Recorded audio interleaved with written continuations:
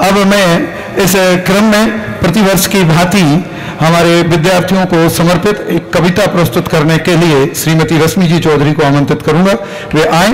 उससे पहले मैं एक सूचना देना चाहूंगा। 60 द्रव्यों का 60 खंडों का 60 खंडागम में है सार, भारत भू पर परोपकारी धर्षेनाचार्य का उपकार। भारत भू शिक्षा नगरी में विद्यालय है उनके नाम, हाथ जोड़कर मन वस्तन से गुरुवर को हर वक्त प्रणाम, गुरुवर को हर वक्त प्रणाम। परम श्रद्धेय मंच, गुरुनाम गुरु छोटे दादा, हमारी गुरु माँ छोटी मम्मी जी, अनुजा संस्कृति जी, सम्मानीय श्रोतागण एवं प्यारे बच्चों, प्रेमचंद भाई साहब ने यह विद्यालय खोला, वो क्या है क्या नहीं है ये सबको पता है। उनके लिए 4 पंक्तियां बोलने से पहले गुरुनाम गुरु के लिए आदरणीय छोटे दादा के लिए 4 पंक्तियां। जिन धर्म के मर्मी जो हृदय विशारद ज्ञान, कुंद कुंद के हृदय को खोले सो सुजान। मनीषियों के श्रेष्ठ जो धर्म विशारद ज्ञान, मुमुक्षुओं की यान का जिनसे गौरवगान। अब बारी आती है संस्थान संस्थापक, संस्था के अध्यक्ष साथ में गुरुता है गौरव की बात। संस्था बनाना बहुत सरल है, पर उसे चलाना गजब की बात। शास्त्रीय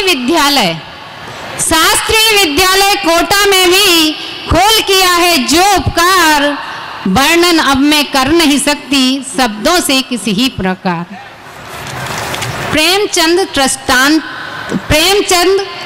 ट्रस्ट अंतर्गत बना मुमुक्षु धाम, मुमुक्षु आश्रम नाम है, अद्भुत उसके काम।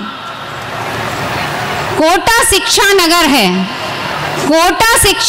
है, शिक्षा से विख्यात, ज्ञान दान धन दान से प्रेमचंद प्रख्यात। जिन ध्वज फहराने का अहो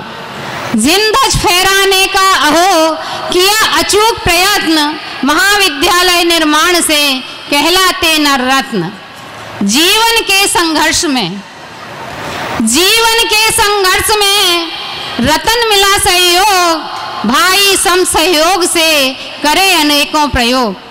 रत्न रश्मि जब खिल गई भई ख्याति लाभ सम्मान का नहीं बिल्कुल अभिमान।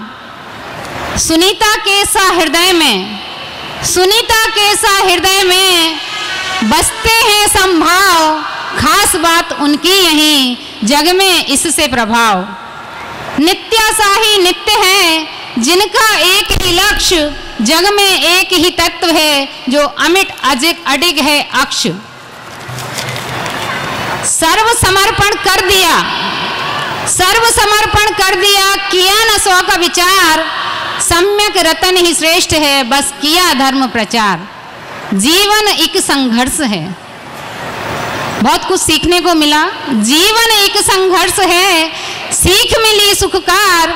एतत होए संघर्ष जब तो होवे जय जयकार। प्रेम रतन की भावना हुई सफल साकार। मुमुक्षु आश्रम बन गया बस करे तत्व प्रचार। विद्यार्थियों के लिए चेतन के गुण सूत्र पठन कर तन्मय ध्याता लक्ष्य मनन कर। आदर्शों की छाह मिलेगी संघर्षों में राह बनेगी। अप्पा ज्ञाता रूप में यह आकार तुम्हारा हो। मोक्ष मार्ग को तुम पा जाओ, मोक्षाश्रम ही तुम्हारा हो। सभी नए जय जिनेन्द्र। वर्धमानाय निर्धूते कलिलात्मने, सालोका नाम त्रिलोका नाम यद विद्या दर्पणायते। यद विद्या दर्पण आए थे। परम सम्माननीय दादा यहाँ विराजमान हैं, सम्माननीय भाई जी और आदरणीय प्रेमचंद जी बजाज साहब सहित समस्त मंचासीन महानुभाव। कोटा नगर में नवीन विद्यालय के शुभारंभ का यह प्रसंग सच में ही चित्त में अत्यंत आह्लाद उत्पन्न करता है। आध्यात्मिक सत्पुरुष गुरुदेव जी से जो वीतरागी तत्वज्ञान की धारा बहकर हम तक चली आई है, निश्चित रूप से इन विद्यालयों को देखकर ये कहा जा सकता है कि पंचम काल के अंत तक यह धारा अनवरत रूप से प्रवाहित होती रहेगी। आदरणीय जुगल जी बाबू जी ने इस कोटा नगरी के माध्यम से जिस तरह से देश विदेश में तत्व प्रचार प्रसार किया, उसी तरह से इस महाविद्यालय से निकले हुए विद्यार्थी भी निश्चित रूप से इस कोटा नगरी का नाम देश विदेश में रोशन करेंगे। आदरणीय प्रेमचंद जी भाई साहब की भावना बहुत उत्कृष्ट रहती है, सदा से ही रही है।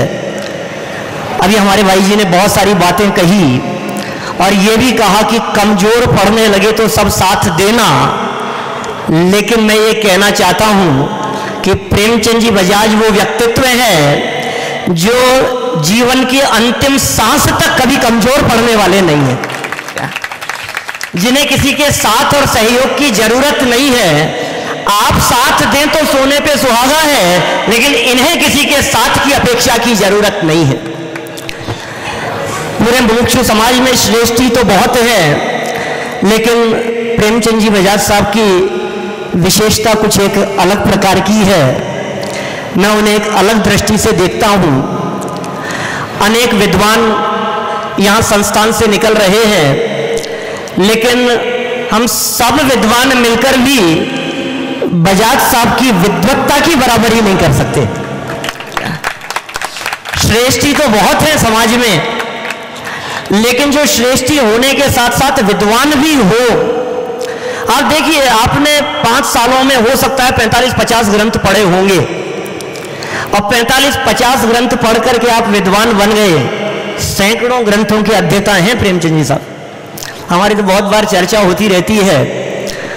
मैं तो बहुत अभिन्न और घनिष्ठता है हमारी तो प्रेमचंद जी के साथ में। जब भी बात होती है तो आधे 1 घंटे से कम तो बात होती नहीं है कभी भी। एक बार फोन यदि शुरू होगा ना, मैंने यदि इनका फोन आया है तो या तो मैं फोन उठाते ही ये कहता हूं कि भाई साहब 5-7 मिनट में फ्री होकर के करता हूं, थोड़ी देर में, क्योंकि मुझे मालूम है बात 5-7 मिनट चलने वाली नहीं है। कम से कम पौन घंटे का समय चाहिए बात करने के लिए। माने अंतर मुहूर्त 48 मिनट के बिना हमारी चर्चा कभी पूरी नहीं होती। खैर, बहुत सुंदर ये संस्थान के निर्माण आपकी उज्जवल भावना से यहाँ हो रहे हैं, और प्रारंभ काल से ही रतन जी भाई साहब का भी बहुत सहयोग रहा, और बाद में धर्मेंद्र जी ने जो विद्यालय को आकर के संभाला है, वो बहुत अभूतपूर्व योगदान इनका यहाँ रहा है, और भी जो यहाँ संभाल रहे हैं। मुझे तो विशेष बात करनी है आज दीक्षांत समारोह के अवसर पर हमारे विद्वानों से जो यहाँ से निकलने वाले हैं। भैया 5 वर्ष तो यहाँ आपको माहौल मिल गया जिनवाणी के सानिध्य में, बहुत अच्छा माहौल रहा, लेकिन असली परीक्षा तो यहाँ से निकलने के बाद होगी। जो ज्ञान यहाँ 5 वर्ष में प्राप्त किया है, उस प्राप्त ज्ञान का सदुपयोग करने का अवसर अब आया है। जब आप यहाँ से बाहर निकलेंगे तो आपको सामना करना पड़ेगा अनेक प्रकार के तर्क वितर्कों का। हो सकता है बाहर आपको इस तरह का माहौल ना मिले, पता नहीं आपकी क्या योजना है, क्या संकल्प है। संकल्प है ना, बहुत नाम सुना मैंने, लेकिन आगे तुम्हारे क्या संकल्प है मुझे नहीं मालूम। लेकिन एक संकल्प जरूर लेना कि जहां भी जाएं स्वाध्याय निरंतर करते रहना। मुझे मालूम है बहुत बड़ी बात नहीं है, लेकिन बहुत बड़ी बात है यदि नियमित स्वाध्याय होता है तो। क्या बड़ी बात कह रहे हो आप, स्वाध्याय करने की बात कह रहे हो, क्या दम है इसमें? भाई साहब, ये स्वाध्याय वो चीज है जिसे परम तप कह करके पुकारा है। ये स्वाध्याय वो है जिसे आचार्य कुंद स्वामी ने दर्शन मोह के क्षय की प्रकारांतर से पद्धति कहते हुए प्ररूपित किया है। ये स्वाध्याय द्रग मोह क्षय हो इसलिए स्वाध्याय करना चाहिए। बात साधारण सी लगती है, लेकिन प्रैक्टिकल अनुभव करता हूं मैं इस बात को कि जब मैं देखता हूं हमारे महाविद्यालय के विद्यार्थियों को तो नियमित स्वाध्याय नहीं दिखाई देता है। बहुत सारे स्नातक भी यहां बैठे हुए होंगे, भूतपूर्व विद्वान भी यहां बैठे हुए हैं। अपने अपने हृदय पर हाथ रख करके देखना कि कौन कौन नियमित स्वाध्याय करता है। किसी को कुछ कहने की जरूरत नहीं है, यह नियमित स्वाध्याय बहुत बड़ी चीज है।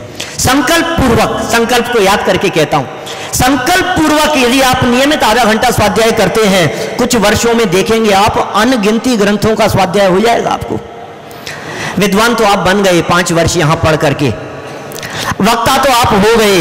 वक्ता होना बड़ी बात नहीं है, लेकिन प्रामाणिक वक्ता होना बहुत बड़ी बात है। आप वक्ता नहीं, आप प्रामाणिक वक्ता बने। आपका वक्तव्य ऐसा हो कि आपके मुख से निकली हुई एक एक बात इस बात पर प्रामाणिक हो कि कोई व्यक्ति आपसे प्रमाण न पूछे, ये कहे कि ये कह रहे हैं ना प्रमाण है, उसे कहते हैं प्रामाणिकता।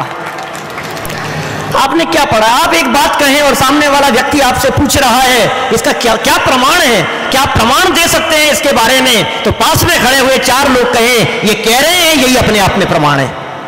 क्योंकि अप्रामाणिक बात नहीं बोलते हैं। वक्ता होना बड़ी बात नहीं, प्रामाणिक वक्ता होना चाहिए।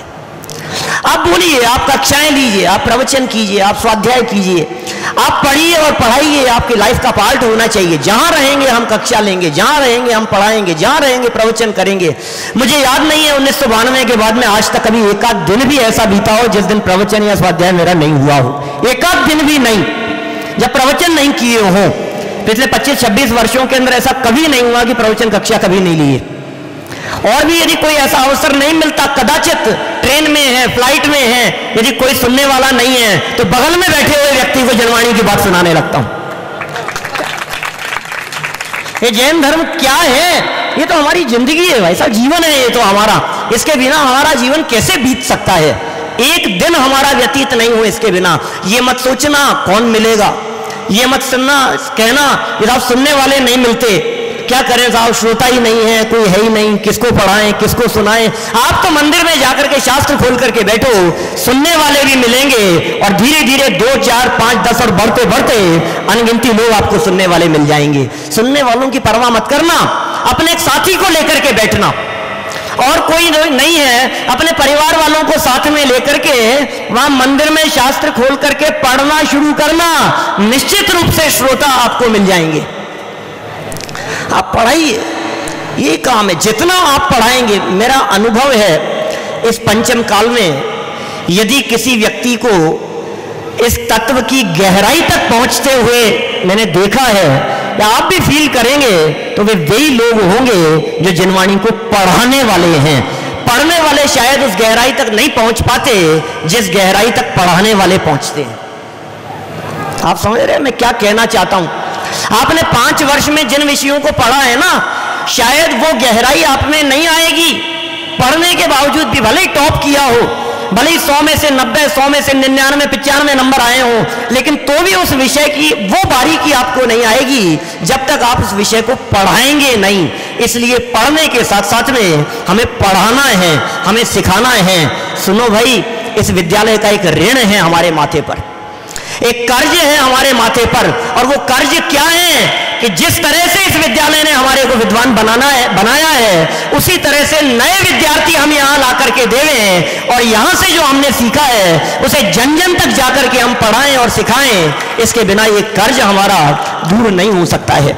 ये काम छोटा नहीं है, ये बहुत बड़ा काम है। इस काम को छोटा मत समझना। साक्षात तीर्थंकर परमात्माओं के माध्यम से जो काम किया गया है, ये वही काम है। हमारे दादा तो ये बात कहते हैं कि यदि इस जनवाणी के प्रचार प्रसार में कोई व्यक्ति इतना सा भी काम करता है कि ग्रंथ उठा करके कहीं पहुंचा देता है, तो उसका ये काम गंधर्व जैसा काम है, ये साधारण काम नहीं है। इस भीतरागी तत्व ज्ञान को जन जन तक पहुंचाने का काम, ये बहुत बड़ा काम है और ये बहुत बड़ी जिम्मेदारी है आपके कंधों पर। आप में हमारे को भविष्य के टोडरमल जी दिखाई देते हैं, भविष्य के दौलत राम जी दिखाई देते हैं।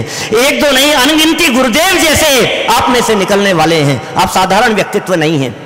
आप में से कोई कुंदाचार्य जैसा काम करेगा, कोई अमृतचंद्राचार्य जैसा होगा। आत्म कल्याण तो करेंगे ही, सुख का मार्ग तो आपको मिला ही है। ये वीतरागी तत्वज्ञान जो आपने सीखा है, ये वीतरागी तत्वज्ञान वो कला है, ये विश्व की सर्व विद्याओं में सर्वोत्कृष्ट विद्या है।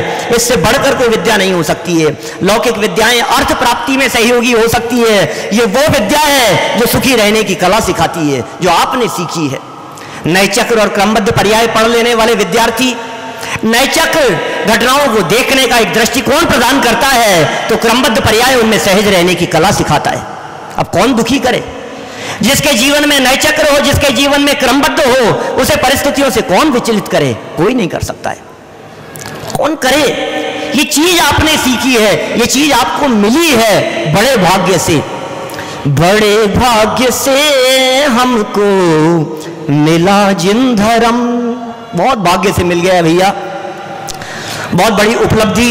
कोई सातिशय पुण्य का उदय जागृत होता है, तब जाकर के कुछ इस प्रकार की उपलब्धि हमारे को होती है। और इस उपलब्धि के लिए, इस कोटा महाविद्यालय के लिए यदि ये श्रेय सर्वश्रेष्ठ किसी को जाता है, ये श्रेय, तो वे प्रेमचंद जी बजाज साहब हैं। सच में आपके परिणामों की हृदय से जितनी अनुमोदना की जाए वो कम है।